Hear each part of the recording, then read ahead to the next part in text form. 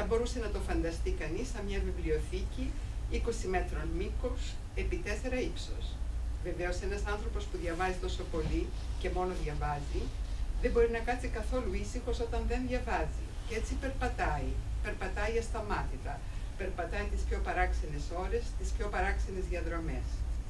Το σουλούπι, συνεπώς, αυτού του τόσο διαβασμένου, αλλά δεν είναι καθόλου γυαλιά ρόμπα και υπόδηση δωματίου, αλλά μάλλον ελαφρού αλπινιστού ή ενός βάντρε για όποιον έχει κεντροευρωπαϊκές παραστάσεις. Όπως είναι γνωστό, η βιβλιοφαγία φέρνει μελαγχολία. Η μελαγχολία προκαλεί νοποσία.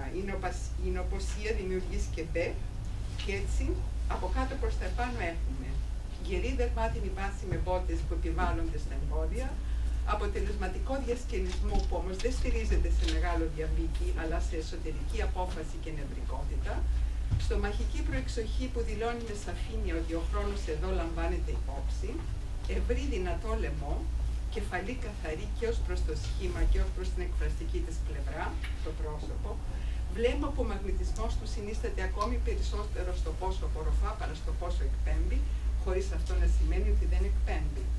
Το αντίθετο μάλιστα.